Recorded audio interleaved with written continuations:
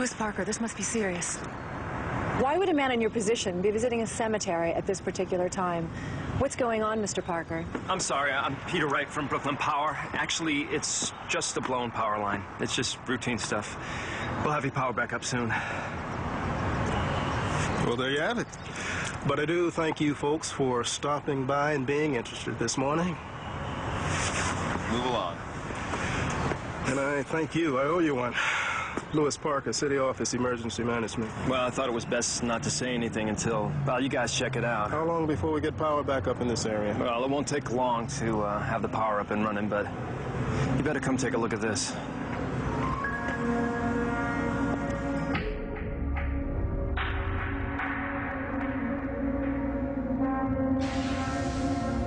As the massive CME gas cloud travels through space, it can take anywhere between 12 hours and several days before we feel its impact on Earth. On hand to capture its passing is the SOHO satellite, with a sensitive instrument called a coronagraph on board. The SOHO satellite has telescopes monitoring the outer atmosphere of the sun. SOHO sees CMEs lifting off from the surface of the sun, headed towards the Earth. But there's a problem. There is no way of knowing how fast the CME is traveling. We can't track them between the sun and the Earth. We're only guessing. We're only hoping that it won't be as bad as it could be.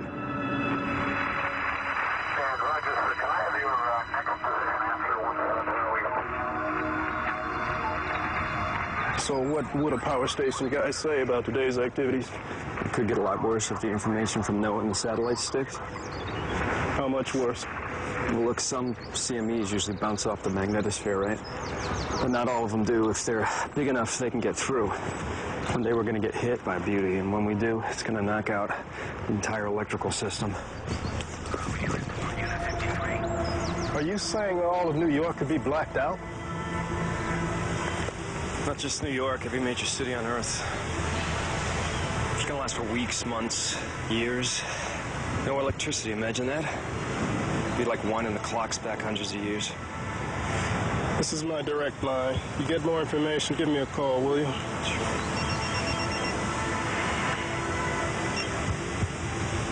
More trouble? Let's just say we need to stay in contact. Things are definitely far from normal.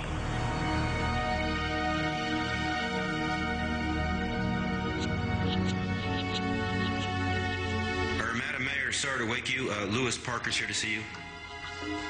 I'll be there in a moment.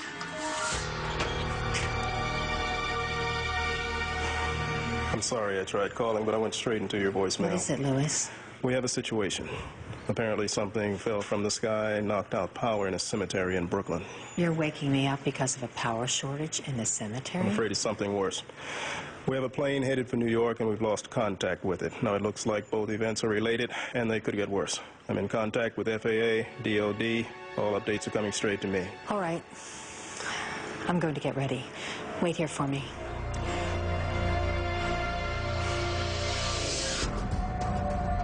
This ultimate solar storm won't hit all at once. It will strike in stages. The first part of the storm, the solar flare, is moving way ahead of the CME. It takes just 8 minutes to get here. Commercial airliners are now in extreme danger, as X-rays within the flare can wipe out radio communications on any plane flying in its path. Following quickly afterwards, just 8 minutes behind the solar flare, is stage 2. This is called the radiation storm. This will cause more serious problems. This is real radiation. These do radiation damage. They stream into the upper atmosphere. Electronics can be fried by these high-energy protons. Down on the ground, we're shielded from the worst of the radiation storm by the combined forces of the magnetosphere and atmosphere. But anyone caught outside this defensive barrier, like astronauts, has only a few minutes to get to safety, or they will get hit with a high dose of radiation.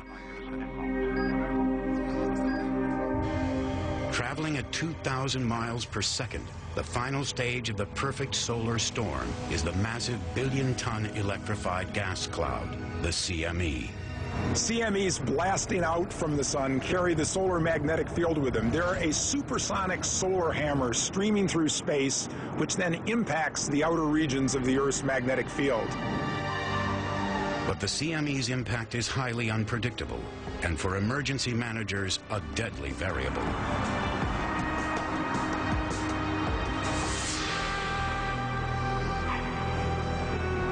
Take a look at this. It's the latest information from satellite. Whoa, whoa, whoa. The CME left the sun at the highest speeds I've ever seen. And the solar flare that came before that was huge. Could it affect the grid? Who knows? Nobody's ever seen anything like this before. You know what? This could be it. What? It could be global. Call on level 1 for station supervisor. Call on level 1. This is powerful. It's coming at us real fast. My best guess is it's going to hit us in less than 12 hours. That's at 7 tonight. I gotta call Lewis. Do me a favor and get this guy on the phone.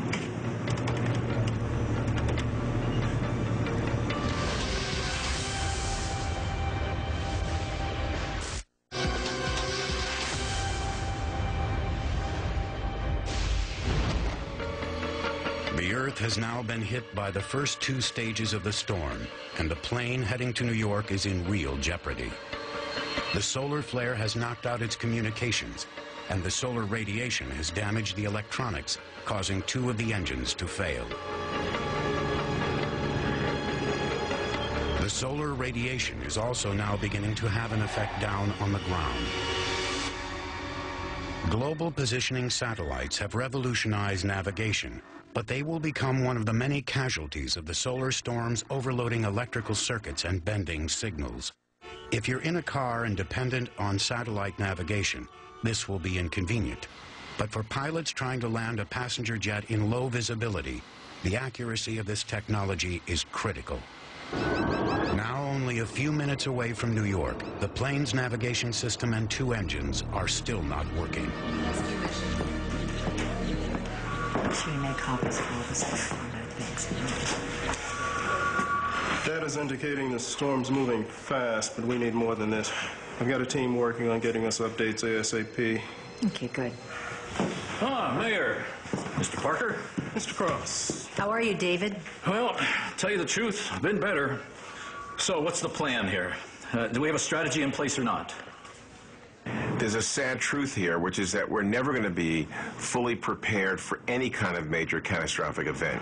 So what we want to do is get to a point where we would be able to protect as many people as possible. But I don't think we want to make anybody feel that the expectation is perfection, because we won't be able to get there. Okay, everyone. We all know our jobs, but communicating with each other is going to be critical. It's Peter Wright. Wants to talk to you.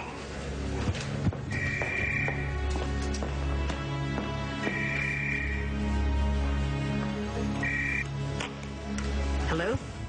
Madam Mayor, if the transformers are damaged, we're going to be out of power for a lot longer than a few days. It takes months to replace them, even years. What do you suggest we do about this?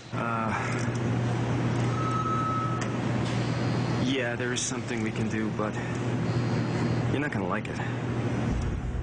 City emergency managers are trained for most eventualities, but this one will test them to the limit. Well, Mr. Wright, I strongly suggest that you get over here so we can discuss this fully in person. Thank you. One of the most accurate sources of information that will be available to the mayor will come from the ACE satellite.